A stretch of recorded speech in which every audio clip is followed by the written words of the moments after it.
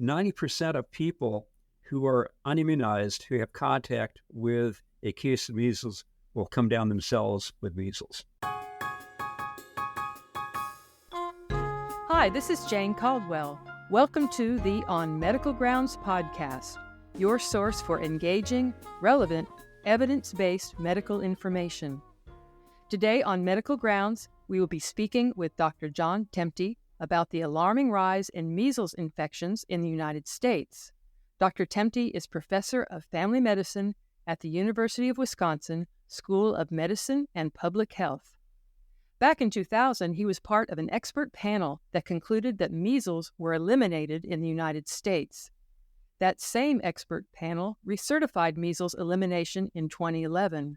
Dr. Temte also chaired the Advisory Committee on Immunization Practices, which issued a report in 2013 for the prevention of measles, rubella, congenital rubella syndrome, and mumps. Hello, Dr. Temte. Thank you for joining us at the On Medical Grounds podcast. Well, thank you very much for the invitation to speak on something that I feel strongly about. The Centers for Disease Control and Prevention first issued an emergency warning on January 25th of this year, stating that 23 measles cases were confirmed in several states beginning on December 1st of 2023.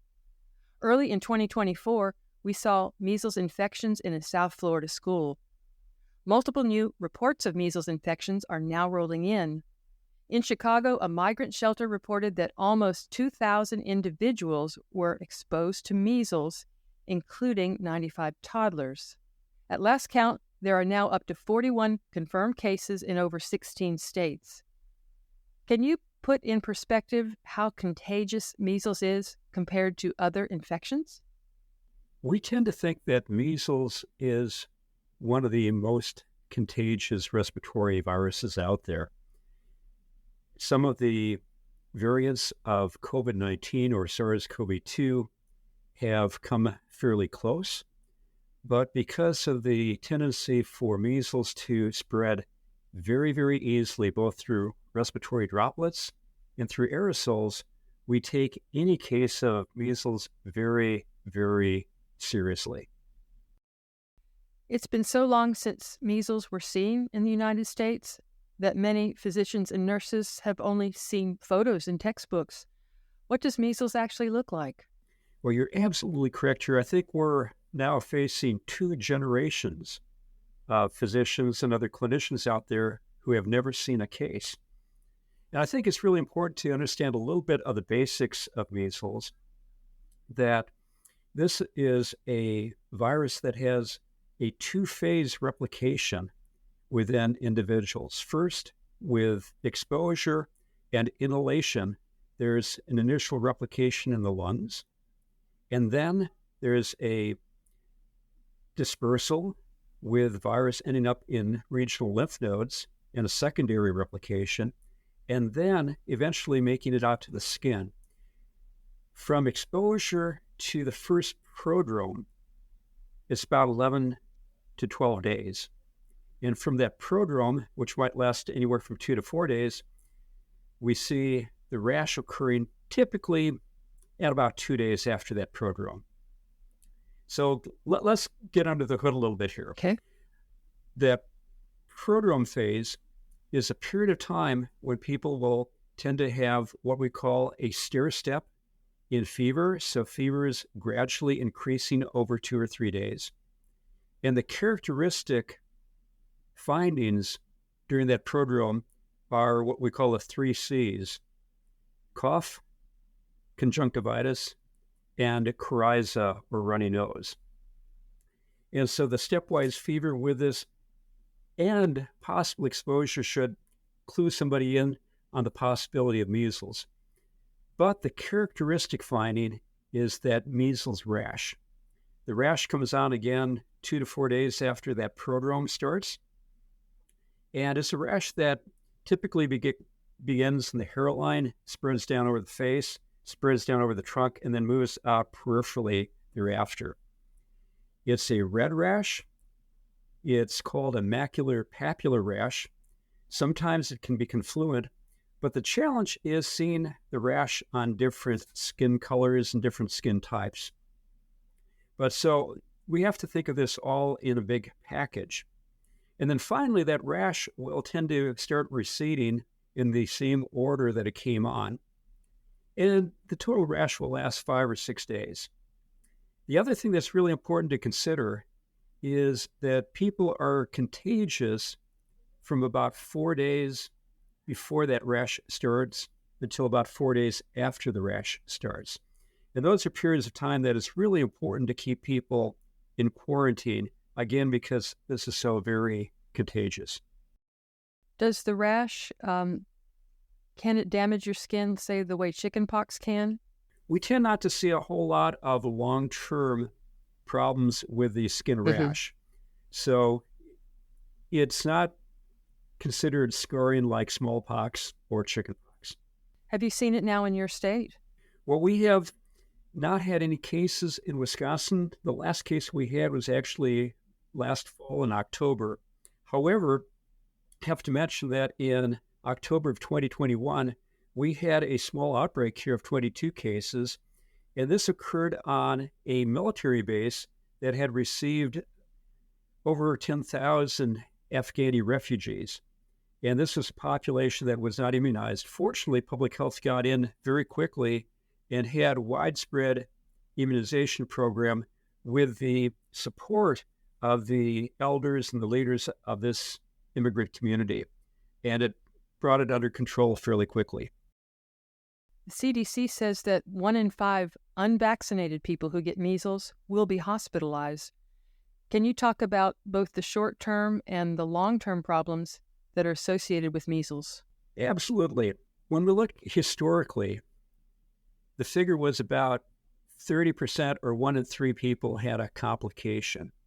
And it could be as simple as diarrhea, otitis media, but also things like pneumonia were fairly common. Less common, but enough to be notable, was encephalitis.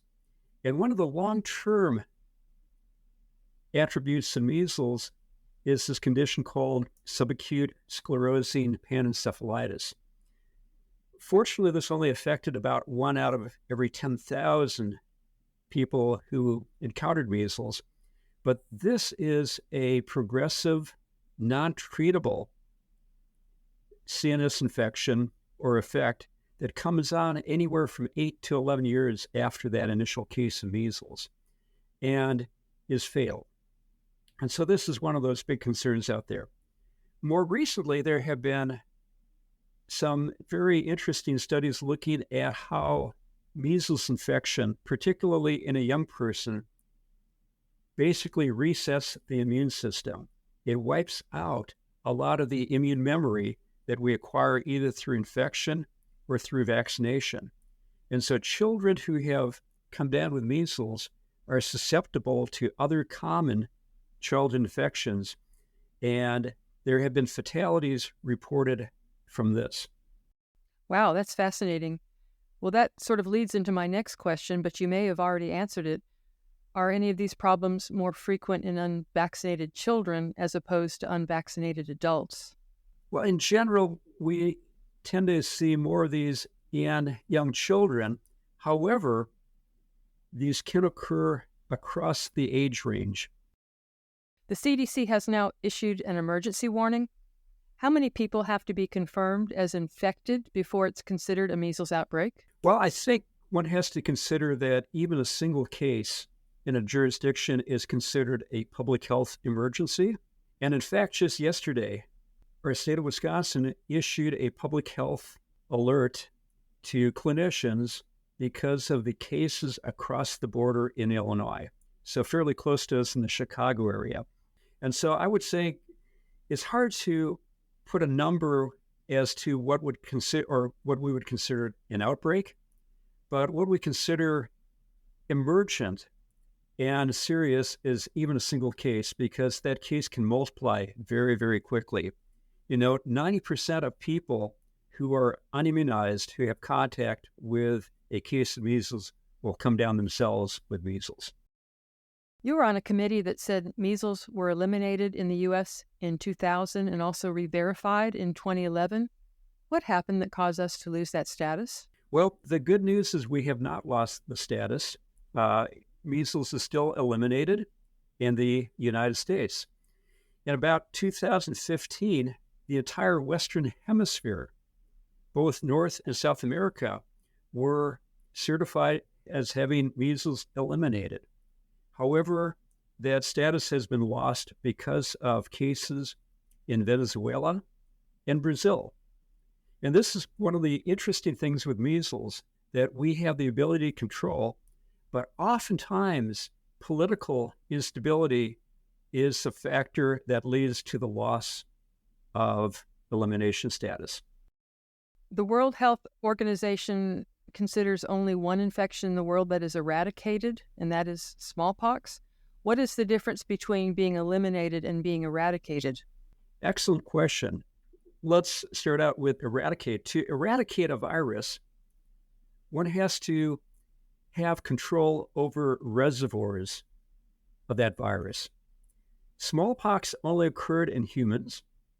Likewise, polio is only found in humans, and measles is only found in humans. That opens the door to eradication, which means the entire removal of virus from the entire global population. So we have achieved that with smallpox. We're getting very close with polio, and we have shown that things like rubella and measles can be removed from large geographic areas without full eradication.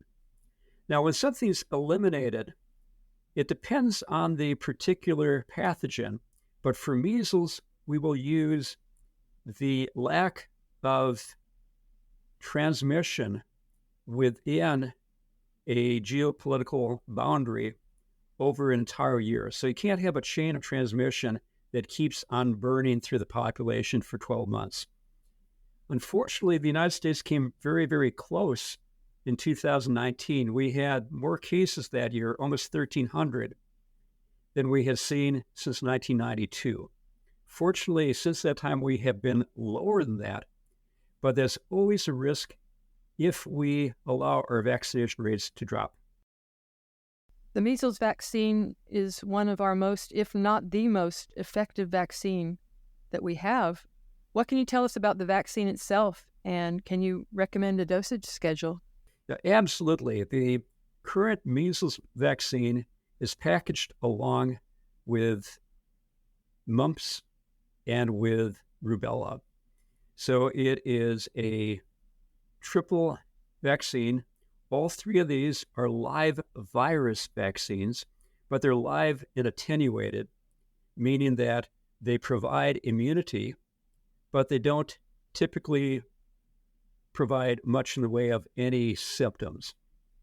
The current dosing schedule is typically started at age 12 to 15 months for the first dose, and then a second dose provided at age 4 to 6 years.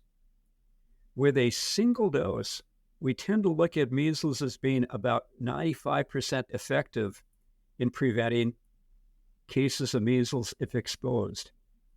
With a second dose, that brings it up to about 99%. So it's a very, very effective vaccine. It also is a very safe vaccine in that we see side effects at very low levels. But things that listeners should be aware of is the possibility of a post-vaccination rash, which occurs at low levels, and about 1 in 5,000 children will have a febrile seizure following a measles-containing vaccine. Febrile seizures in and of themselves are benign, but they're very, very frightening for parents to see. But just so we're in the open, there are some known side effects with the measles vaccine. But again, they tend to be self-limited and tend to be reasonably benign. The standard view is that the U.S. needs to have a 95% vaccination rate to keep measles at bay. Now we're currently at 93%. Is there a point where we're going to lose what we call our herd immunity? I think one of the most important concepts with herd immunity isn't so much what the entire population has for a coverage rate, but what smaller populations within that larger population have. So in our country, a lot of us tend to live with like-minded people. And because of this, we'll see pockets of really high vaccination, and we'll see pockets of low vaccination. For example, in my state, there is one county that has a coverage rate for 2-year-olds, basically the first dose, that is down in the low 60s in terms of percent. And if you look across the country, there will be neighborhoods, there will be counties, there will be villages, cities, and so on that have extraordinarily low rates of coverage. And those are where we do not want a case of measles to drop into, because this, again, can be an explosive type situation. More recently, and for example, in Chicago, with a case being found in a homeless shelter, we've seen a rapid magnification because of the lack of immunity within that population. So I think we have to think beyond that level of vaccination coverage and herd immunity and think more on a local level. Now, the other thing I'll mention is the more contagious or more transmissible the virus is, the higher overall vaccine coverage rate you need. And because measles has a really high basic reproduction number, it means that we have to immunize a great number of people to prevent the taking off of measles in a population. And the best estimate is that's around 93 to 95% for measles. So likewise, not many younger parents remember the measles as being around as a serious childhood illness. Do you think we have made a false sense of security because the vaccine works so well? The vaccine works very well, and our population has very little remaining knowledge of measles cases. If you look at a physician like myself, I grew up and in the 1960s was immunized for measles. And since the mid-1960s, we have had fewer and fewer cases. And even during a bad year like 2019, when there were almost 1,300 cases across the country, most physicians did not see that. Most parents did not have a child who had measles. And so, by the fact that we're very, very good at prevention, we have no knowledge and we have virtually no fear of this particular virus. And I think that can be a dangerous situation to be in. So vaccine misinformation seems to be more common now since COVID-19, but it also existed in relation to the measles vaccine even before the pandemic. How much did the retracted article about autism hurt measles vaccination rates? When this article was published in 1998, there was a fairly rapid decline, particularly in the United Kingdom and across Europe, in vaccine because of people who were concerned about autism being related to the vaccine. The entire study and all subsequent work along this line has been thoroughly debunked. However, even today, in 2024, patients will be concerned about the possibility of autism, particularly with the MMR vaccine. And this is a connection that was made, which is a false connection, but it has been incredibly hard to shake. So I think the bottom line is, for very unfortunate and what has been deemed fraudulent purposes, this claim was made, but it has had a long, long and very negative tail.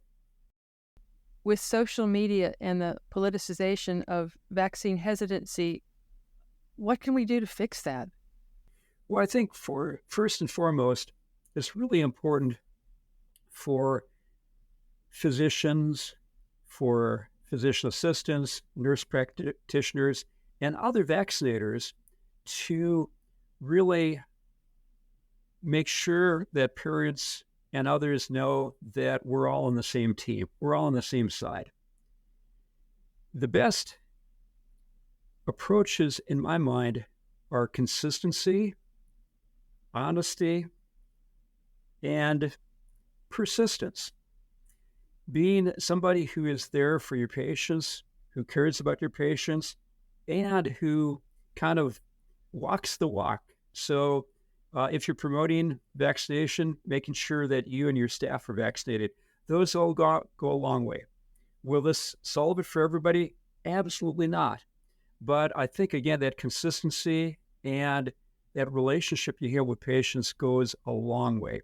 We know time after time that when clinicians advocate for their patients and provide up-to-date good information over time and strongly recommend a vaccine, those are things that are associated with much higher rates of vaccine coverage.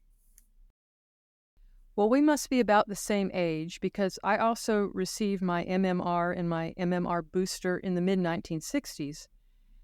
But I checked with the CDC at their aptly named website, the Pink Book, and I found out that I might not have immunity due to an ineffective killed vaccine that was available at that time.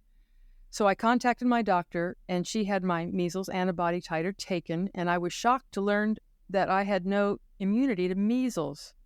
So since then, I've had a new, more effective MMR shot, and I'm going to get the MMR booster a little bit later on. So how do we get this word out to our special older population that is at risk for measles now? Well, I think it's more about a challenge than that because many of us are on electronic health records now. And many of our states will have electronic immunization records, but virtually none of the records go back far enough in time to have any clue what we have. And so I think the challenge right now is considering who should be vaccinated and who can take a pass on that, especially in our adult population. And particularly for individuals who think that they were vaccinated sometime between 1964 and let's say 1968, those are people who, if they are considering international travel, if they're on college campuses, if they're healthcare workers, should consider either getting a titer or just redoing the vaccine. One of the problems I see, however, is in our electronic health record, we have been prompting a lot of people to get vaccinated that probably don't need it because of either their age, being born at the time that they were likely to have measles, or actually having received a vaccine for which we don't have a record for. The good news is, even if you've been fully vaccinated as a child, getting another vaccine as an adult is not going to have any significant negative effect on you. But I think it's really important that for those adults out there who don't have record, have some concern, receiving a single dose of MMR vaccine will provide really good coverage. For people who are, for example, healthcare workers, students who are going and spending time on campus, and people who are looking at international travel, particularly to the Eastern Hemisphere, these are individuals who should consider getting a vaccine dose. Well, it's interesting. My husband was also immunized back in the mid-60s, and his titer was fine. So I think having your titer checked is a good way to see if you need it. So I'm going to close by asking, what is your biggest worry concerning measles and other reemergent diseases? Well, I have to go back. When I was part of this measles elimination meeting back in 2000, I will confess I was naive in terms of vaccination, of immunization science, and fairly naive in terms of measles. But I take you back to that time at which there were about 1 million children each year across the world dying of measles. I worry that we get back to a time when that can happen. And I also look at some recent information out there that just during the pandemic period, going from 2021 to 2023, we saw a 5-fold increase in reported measles cases across the world. And one area where it really grew very quickly was in Europe. And so the combination of misinformation, the vaccine hesitancy, can really lead toward a world in which people are less safe, that children are more prone to significant illness, disease, and death. And all this is controllable through an inexpensive, highly effective, and safe vaccine. Dr. Temte, thank you so much for taking time to speak with us and sharing your knowledge of measles vaccines. And thank you very much for the invitation. Take care now. And thank you for listening to the On Medical Grounds podcast. OMG is your source for engaging, relevant, evidence-based medical information. We feature interviews with top experts along with complimentary teaching slides and continuing education credits on selected podcasts. At onmedicalgrounds.com and on our OMG app, we provide perks to all posted podcasts by linking content so you can drink in more if you so choose. Please be sure to click the subscribe button to be alerted when we post new content, or download our app to get all of our podcasts, slides, and continuing education credits in one convenient location. If you enjoyed this podcast, please rate and review it and share it with your friends and colleagues. This podcast is protected by copyright and may be freely used without modification for educational purposes. To find more information or to inquire about commercial use, please visit our website on medicalgrounds.com.